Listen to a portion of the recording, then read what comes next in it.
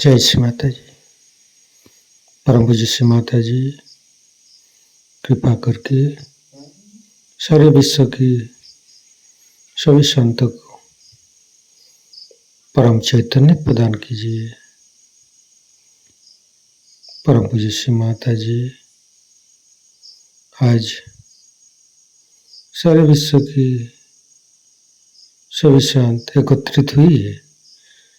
कृपा करके सभी को ध्यान का सिद्धि प्रदान कीजिए। परम पूज्य श्री माता जी आपके श्री चरण कमल पर कोटि कोटि नमन। कुंडली उठा के बंधन लेंगे।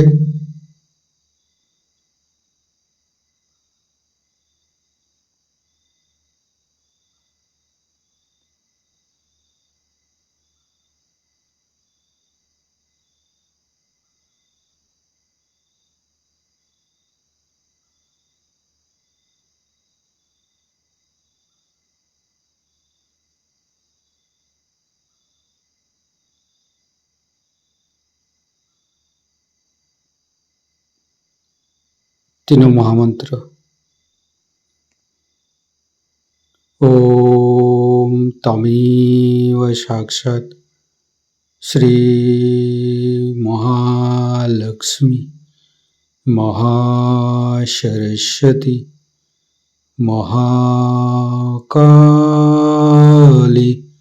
त्रिगुणात्मिका कुंडली साक्षात् श्री आदिशक्ति माता जी श्री निर्मला देवी नमो नमः। ओम तमेव साक्षात् श्री कल्की साक्षात् श्री आदिशक्ति माता जी श्री निर्मला देवी नमो नमः। ओम तमेव साक्षात् श्री कल्की साक्षात् श्री सहस्रार स्वामिनी मोक्ष प्रदायिनी माता जी श्री निर्मला देवी नमो नमः। गणेश मंत्र। ओम तमेव साक्षात् श्री गणेश साक्षात् श्री आदिशक्ति माता जी श्री निर्मला देवी नमो नमः। दोनों हाथ खोल के श्री माता जी के सामने बैठेंगे। माँ के बिंदी को देखते रहेंगे। मन में ध्यान का स्थिति लेके आएंगे। मन में अच्छे अच्छे भाव अच्छे अच्छे चिंता लेके आएंगे।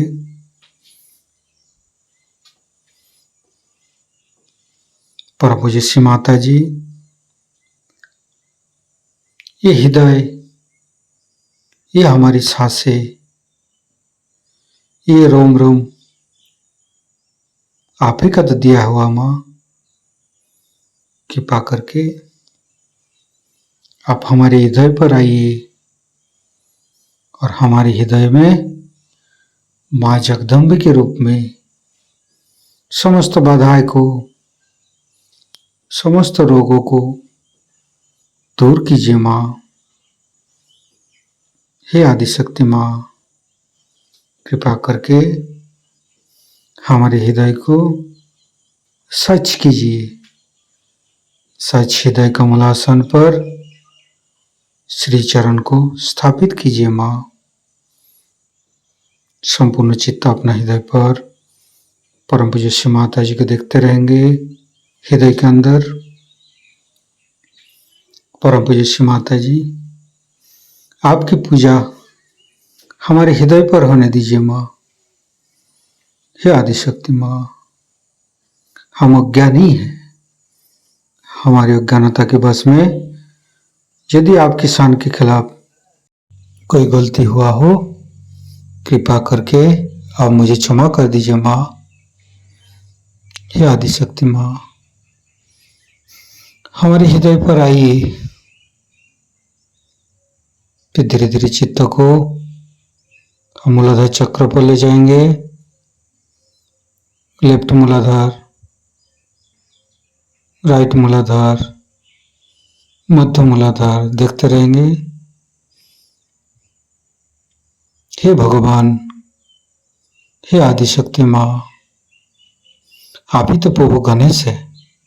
कृपा करके हमारे शरीर की तीनों नाड़ी, सातों चक्र के अंदर समस्त दोषों को, समस्त रोगों को, समस्त बाधाओं को दूर कीजिए माँ।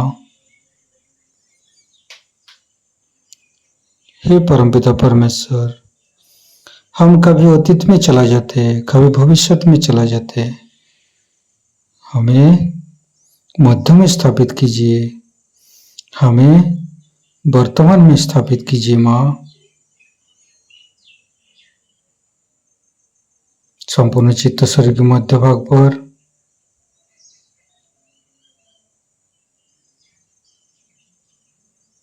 फिर धीरे धीरे चित्त को तीनों स्वादिष्ठान को देखेंगे।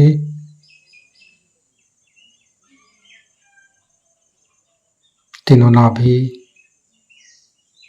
लेफ्ट, राइट, मध्य। श्री माता जी, आप ही तो संतोष प्रदान करते हैं। कृपा करके हमें संतोष प्रदान कीजिए, हमें उदार बनाइए।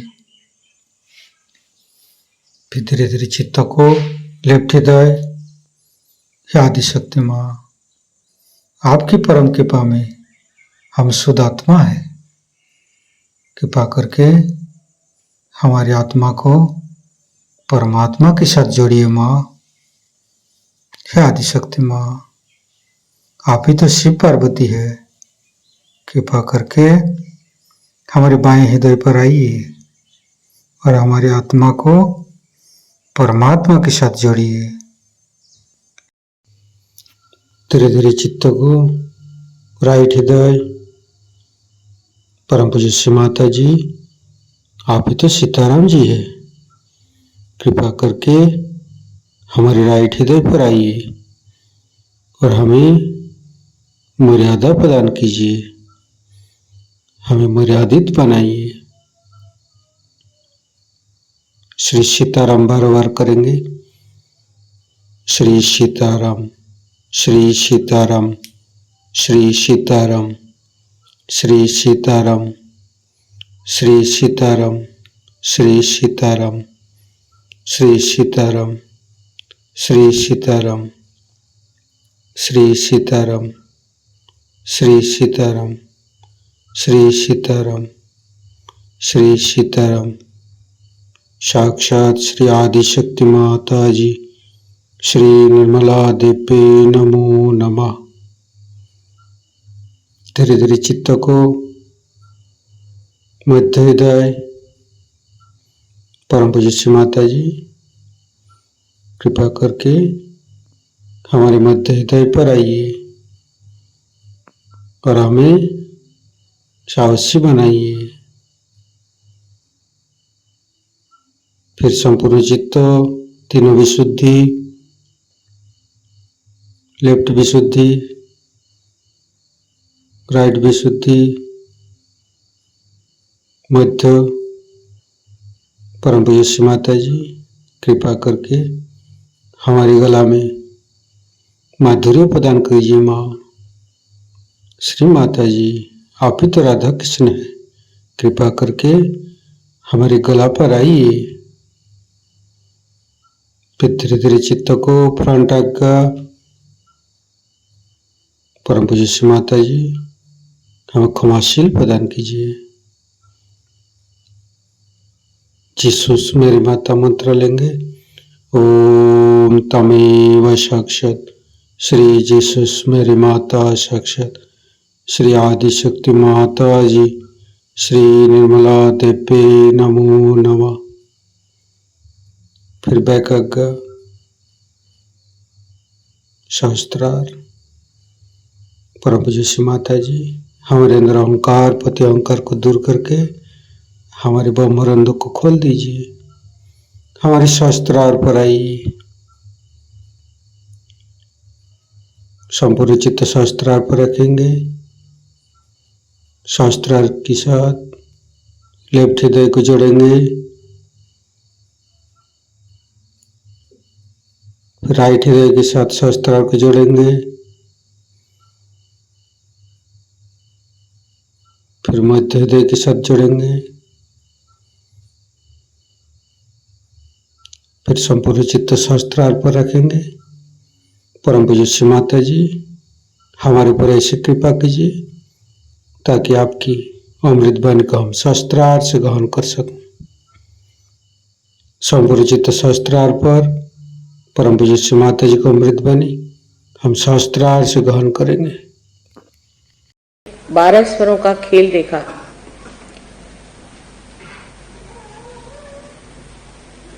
वही हमारे अंदर भी ऐसा ही सुंदर संगीत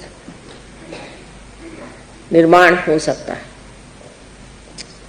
ये जो कुंडलिनी के अष्टचक्र आप देख रहे हैं, जो कि मूलाधार चक्र, मूलाधार, स्वादिष्ठान, नाभि, हृदय, विशुद्धि, आज्ञा और सहस्त्रार। इसके अलावा हमारे अंदर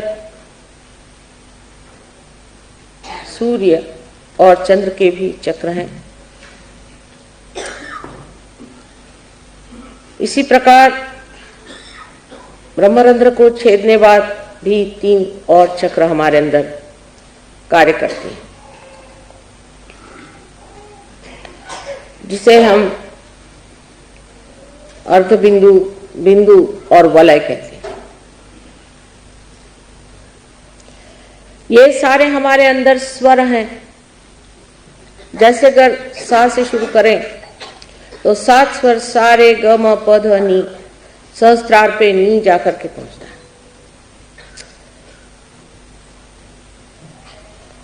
इसी प्रकार इन सब चक्रों को जो शक्ति देते हैं ऐसे ग्रह भी हैं।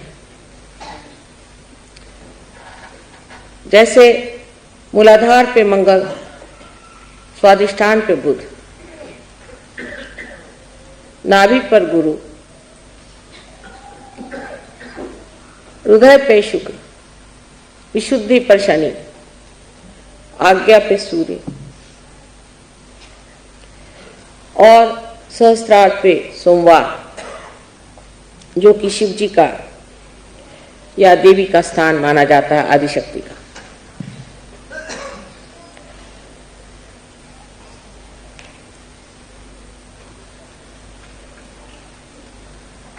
इसी प्रकार हमारे नवग्रह भी इन चक्रों पर वास करते हैं। इसका मतलब यह है कि जो कुछ भी ओंकार श्री गणेश से प्रणीत है, वो सारा ही एक ही स्वर, एक ही ताल में पूर्णतया बद्ध होकर के एक सुंदर संगीत का साज हमारे अंदर परमात्मा ने तैयार रखा हुआ। इसको छेड़ने के लिए ही कुंडलिनी कार्यान्वित होती है।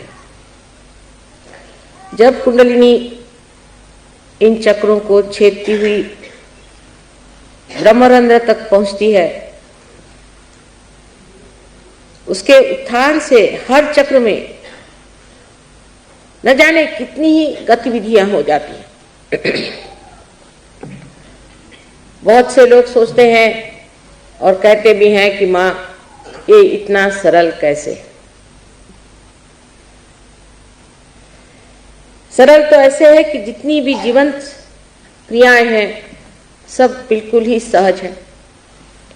एक बीज में अंकुर भी सहज आता है। लेकिन जो हम रोज देखते हैं, रोजमर्रा जानते हैं, उसके प्रति हमें कोई भी प्रश्न खड़ा नहीं, उसे हम मान से लेते हैं। जैसे कि आपके श्वास की क्रिया जो है ये कितनी सहज है। इसके लिए अगर आप किसी गुरु के पास जाना पड़े या कुछ ग्रंथ पढ़ना पड़े या कोई लाइब्रेरी में जाना पड़े तो कितने लोग जीवित रहेंगे। ये हृदय का जो स्पंदन अनहद हर घड़ी अपने आप ही कार्यान्वित रहता है, उसको अगर चलाने के लिए हमें बाह्य से कोई उपचार करना पड़ता तो कितने लोग इस संसार में जीवित पैदा होते।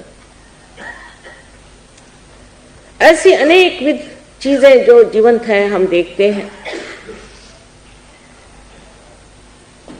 ये फूल खिलते हैं अपने आप और इनके फल भी हो जाते हैं अपने आप। ये ऋतंभरा प्रज्ञा जिसने इस सृष्टि को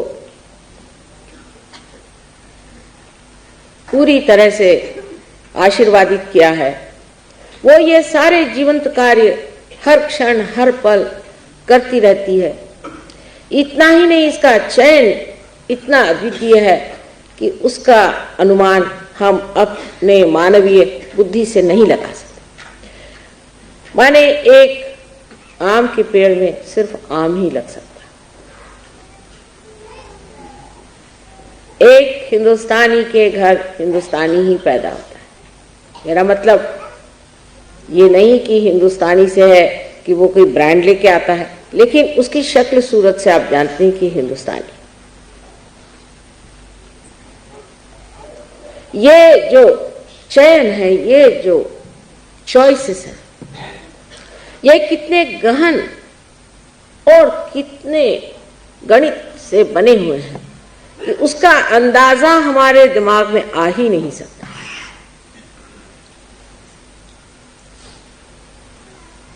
जैसे कि मैंने पहले कहा था कि सिर्फ एक ही हो सकता है कि जो ये सीमित बूंद है इसे हम सागर में ढाल सकते हैं। सागर से एकाकार होने पर सागर की सारी शक्तियों को देख सकते हैं, जान सकते हैं और उसका आनंद भी लूट सकते हैं। यही कार्य ये कुंडलिनी करती है। लेकिन इसकी व्यवस्था इतनी सुंदर है इस सांस की कि ये स्वर सारे जाकर के अंत में अपने मस्तिष्क में पूरे यहां से लेकर के यहां तक सातों की सातों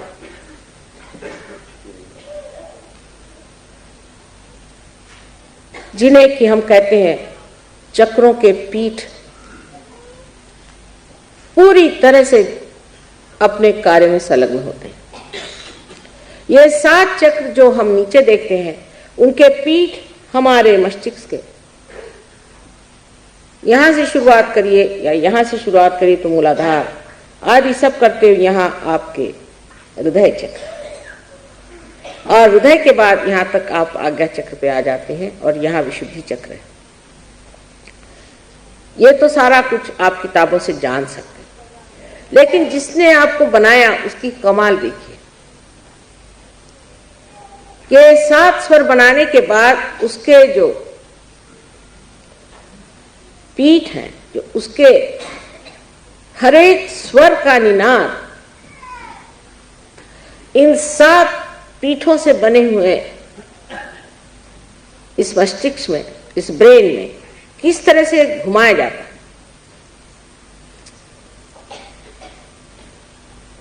उसकी जो शक्ति है उसको किस तरह से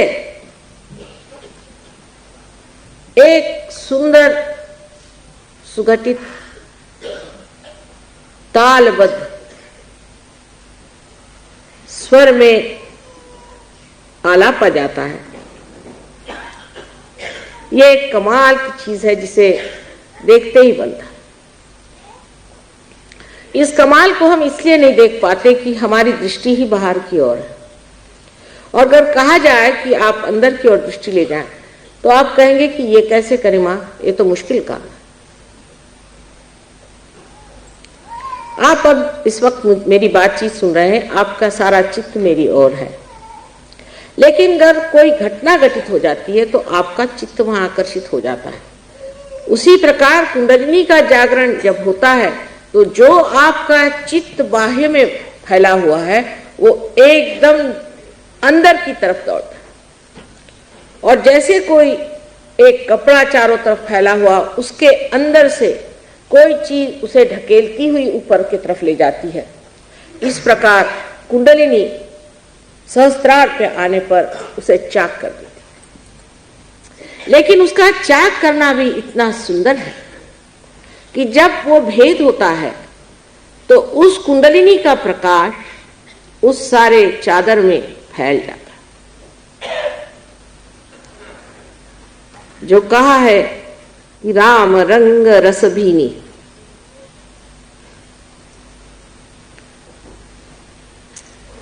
वो चदरिया जो कि हमारे चित्त की है उसमें सत्य का प्रकाश फैल जाता है।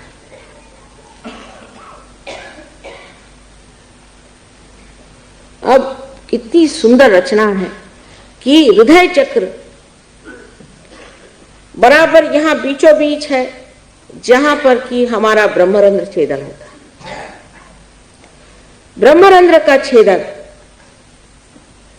उस जगह है जहां हमारा हृदय है। इसका मतलब यह है कि हमारे हृदय में जब तक परमात्मा को पाने की इच्छा नहीं होगी तब तक ये भेदन ठीक नहीं हो सकता। सारा काम हृदय का है, ये समझने की बात। आप लोगों ने बुद्धि से मेरी बात समझ ली है, बुद्धि से समझने की बात ठीक, लेकिन जब तक ये हृदय से संचारित नहीं होगी, जब तक ये हृदय से सर्कुलेट नहीं होगी, तब तक हमारे अंग अंग में ये बसने वाली चीज नहीं है, क्योंकि हृदय में ही हमारे आत्मा का स्थान है।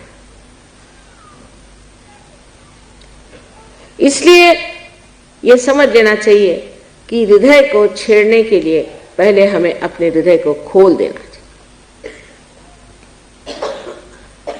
इस हृदय में आत्मा का वास है,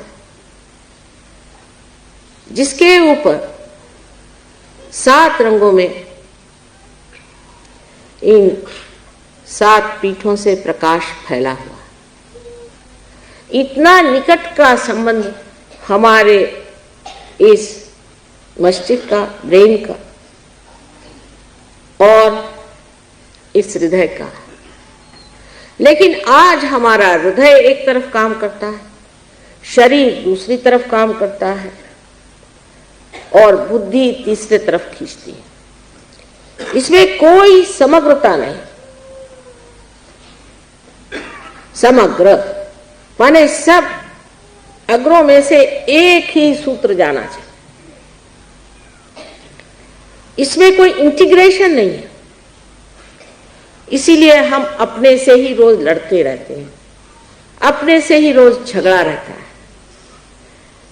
किसी का एक चक्र अच्छा है तो दूसरा खराब है, दूसरा चक्र अच्छा है तो तीसरा बिल्कुल कमजोर हो चुका, चौथा बेकार हो चुका।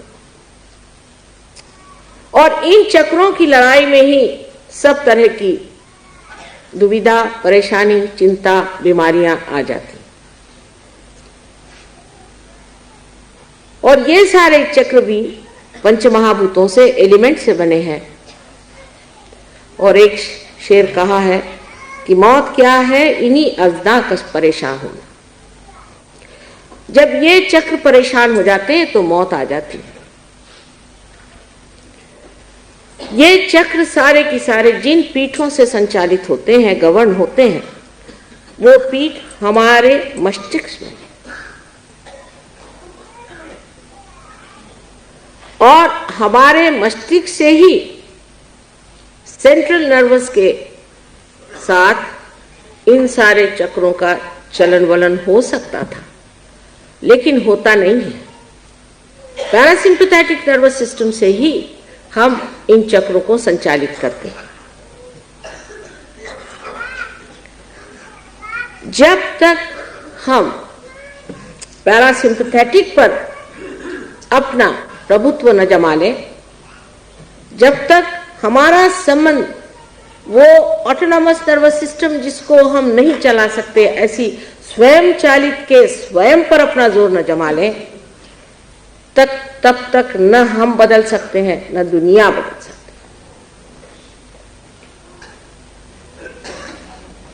बाहर से आप किसी चीज को ठीक कर लें, किसी पेड़ में अगर कोई खराबी हो जाए तो उसके अगर आप किसी पत्ते को ट्रीटमेंट दे दें तो शायद वो थोड़ी देर के लिए ठीक भी हो जाए, लेकिन असली बीमारी उसके जड़ में है और उसके अंदर जो रस रास्ता है, जब तक उसमें आप दवा नहीं देंगे तब तक वो पेड़ आप बचा नहीं सकते। और इतना ही नहीं कि सातों पीठों का यहाँ सम्मिलन है। यहाँ तीन जो शक्तियां हमारे अंदर प्रवाहित हैं, हमारी इच्छा शक्ति, क्रिया शक्ति और धर्म शक्ति, जिससे हमारा उत्क्रांति का पथ बनता है, जिससे हम इवोल्यूशनरी प्रोसेस में जाते हैं। ये तीनों ही शक्तियां एकत्रित हो जाती हैं। इस प्रकार इस मस्तिष्क में 7 चक्र और 3 शक्तियों का समन्वय होता है, लेकिन उनमें रिलेशनशिप, उनकी दोस्ती मात्र होती है, इंटीग्रेशन नहीं होता, समग्रता नहीं होती। जैसे कि एक ही स्वर में, एक ही ताल पर 7 स्वर नाचे, ऐसी स्थिति तभी आती है जब उनके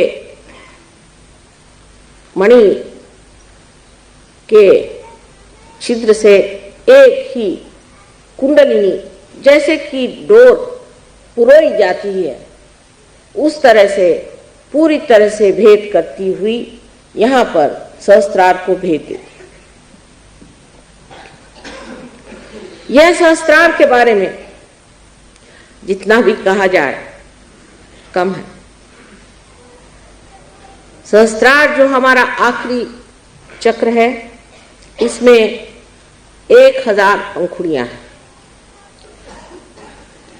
जो कि वास्तविक हमारे अंदर जो 1000 नाड़ियां हैं।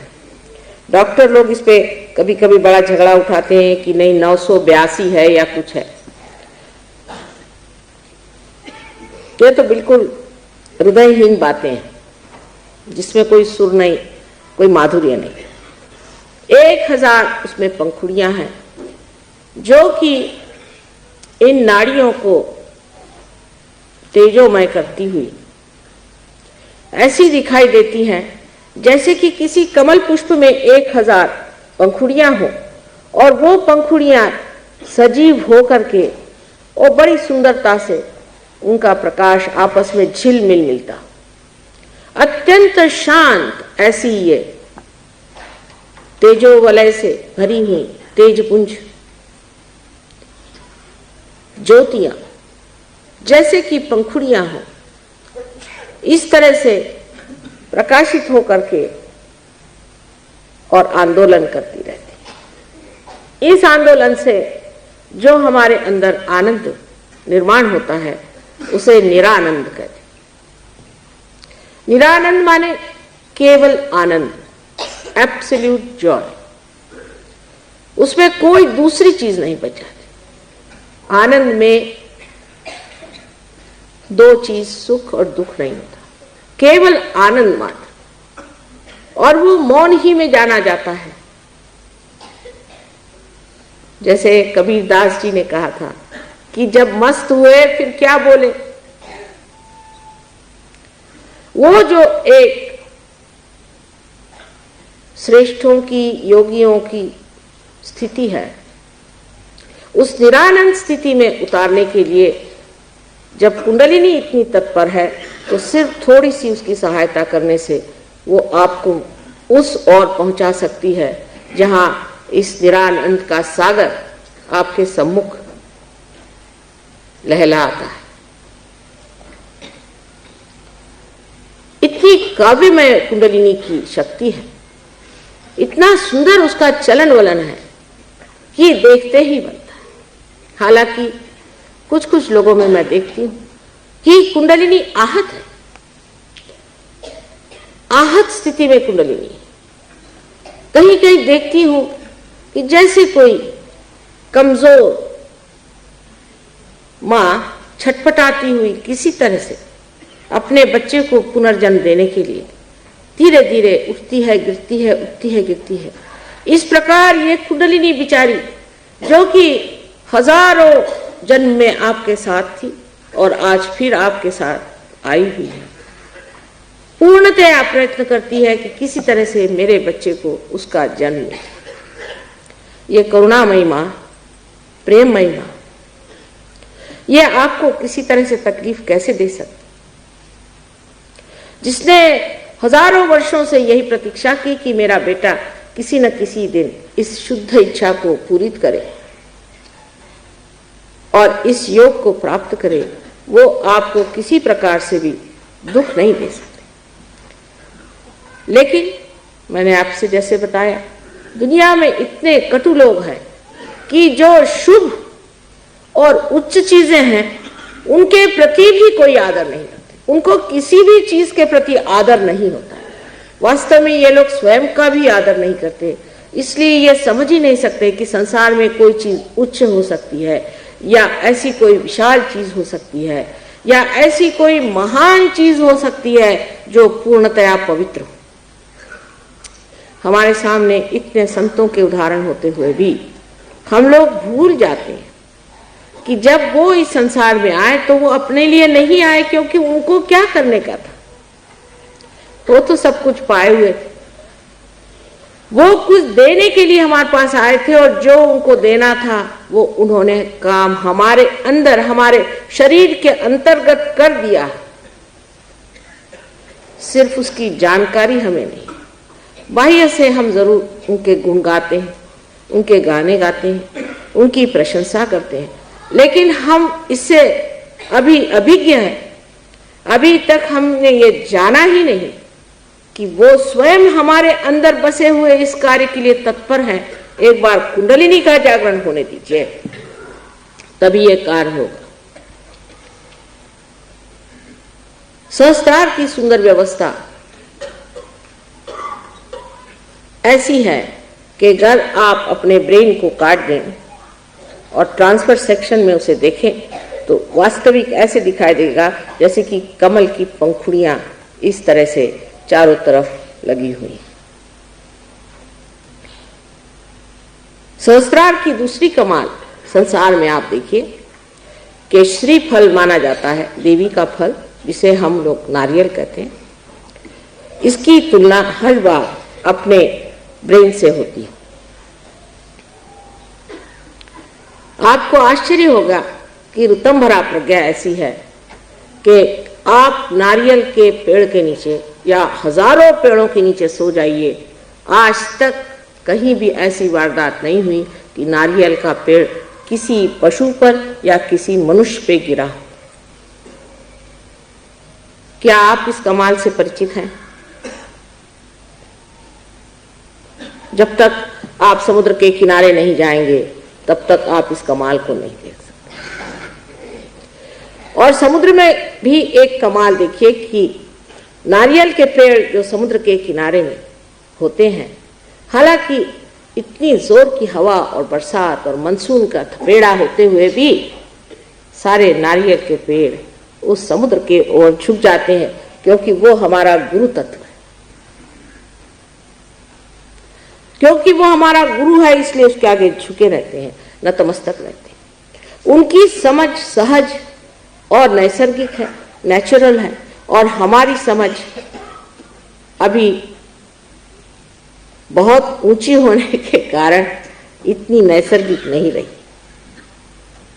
हम जरूरत से ज्यादा कुछ लंबे हो गए। अगर आप जरूरत से ज्यादा लंबे हो जाइएगा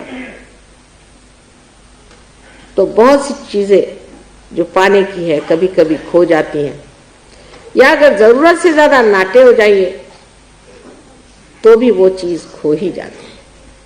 इसका मतलब यह है कि जब तक आप मध्य मार्ग में नहीं रहेंगे तब तक आपकी कुंडलिनी का जागरण बड़ा कठिन कार्य है।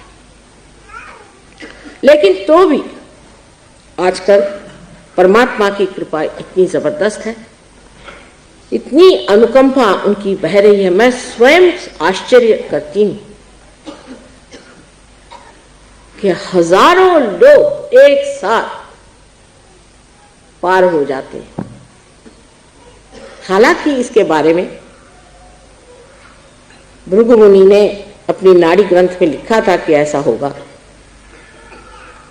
और सबकी बीमारियां अपने आप ठीक हो जाएगी, सबकी तकलीफें दूर हो जाएंगी और कुंडलिनी सहज में ही जागृत हो जाएगी। अब सोचिए कि इस देश में भृगु मुनि का इतिहास में कौन सा समय कहते हैं, लेकिन हजारों वर्ष पूर्व भृगु मुनि हो गए और उन्होंने भी कुंडलिनी के बारे में बताया था कि सहज में ही कुंडलिनी जागृत होगी। इसका मतलब वे जानते थे। लेकिन हम हमारे देश के जो लेखक हैं, हमारे देश के जो प्रवक्ते हैं, दृष्टा हैं, बड़े बड़े ऊंचे संत साधु हैं, इतने ही नहीं यहाँ के जो अवतरण हो गए उनके बारे में कितना जानते हैं। आज ही किसी ने पूछा कि माँ शिवरात्रि में क्या महत्व है, क्या शिव जी का जन्म हुआ था? शिव जी का जन्म तो होता नहीं, क्योंकि जो सदाशिव हैं उनका जन्म होने का कोई मतलब ही नहीं लग सकता। लेकिन शिवरात्रि का अर्थ यह है कि यह महारात्रि, जिस वक्त सारा संसार परब्रह्म स्थिति में सो रहा था, यह महारात्रि परब्रह्म था, सो रहा। जैसे हम सो जाते हैं तो हमारी सृष्टि सारी हमारे साथ सो जाती है, इसी प्रकार यह सारी सृष्टि सो गई, ये महारात्रि थी। और तब उसमें सदाशिव जब जागृत हुए, सदाशिव माने जो कभी भी नहीं बदलते, जो कभी इनकारनेट नहीं करते, जो सिर्फ एक साक्षी स्वरूप होकर के सारे संसार को देखते हैं, वो सदाशिव जब जागृत हुए तब उन्होंने अपनी शक्ति, जो आदिशक्ति, जिसे कि होली घोस्ट कहते हैं, जिसे वेदों में ई कहा गया, जिसे अथीना कहते हैं, इस शक्ति को अपने से अलग करके और कहा कि तुम सृष्टि की रचना करो। इसलिए शिवरात्रि आज मनाई जाती है कि आज की रात्रि के बाद शिव जी जागृत हो गए, सदाशिव जागृत हो गए। यही सदाशिव जब हमारे हृदय में आत्मा स्वरूप प्रकाशित होते हैं तो इसे शिव कहा जाता है। उस वक्त बहुत से लोग अज्ञान में उपवास करते हैं। शिवरात्रि के दिन उपवास करने का तुक समझ में नहीं आता, क्योंकि जिनको यही मालूम नहीं कि शिवरात्रि के दिन क्या चीज हुई। यहां तक लोगों ने पूछा कि क्या उस दिन शिव जी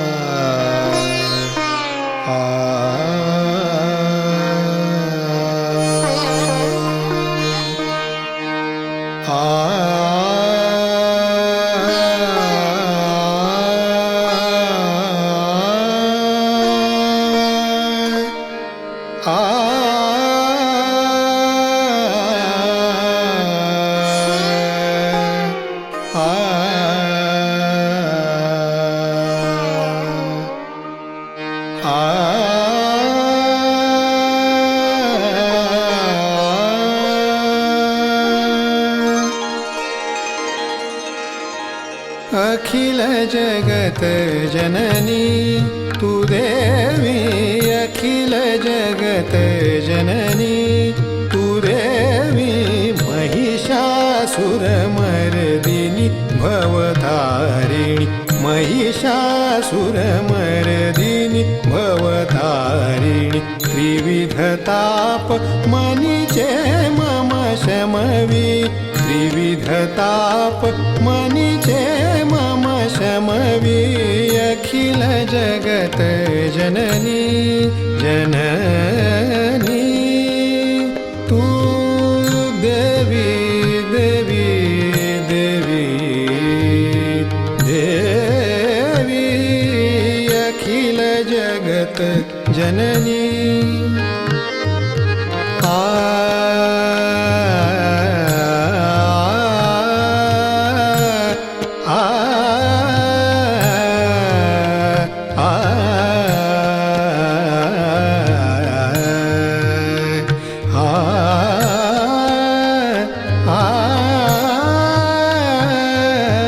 अखिल जगत जननी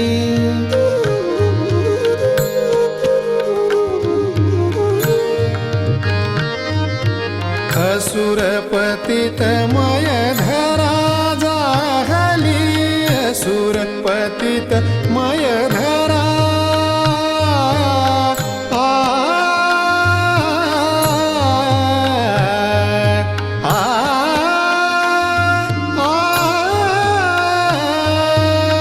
सुरपतित मय धरा जाहली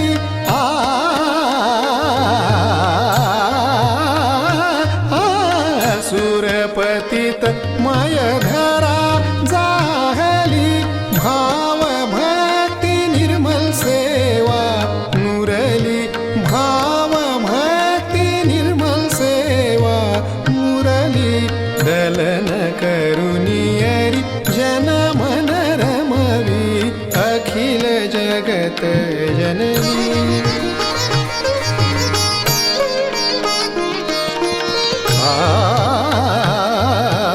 अखिल जगत अखिल जगत जननी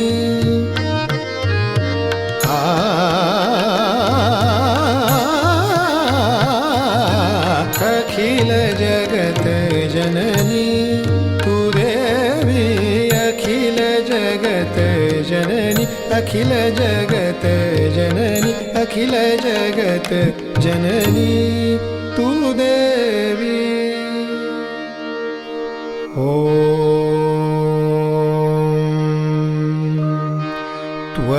त्वमेव साक्षात् श्रीजगदम्बा साक्षात् श्री आदिशक्ति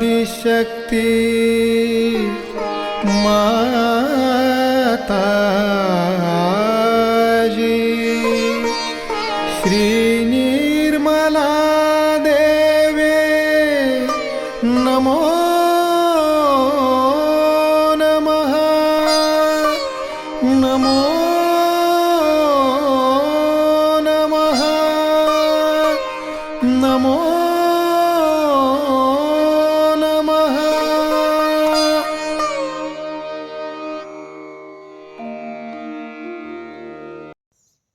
संपूर्ण ध्यान का स्थिति, निर्विचारिता का स्थिति। इस स्थिति पर परम पूज्य श्री माता जी को परम चैतन्य अनुभव करते हुए परम चैतन्य की वर्षा अनुभव करते हुए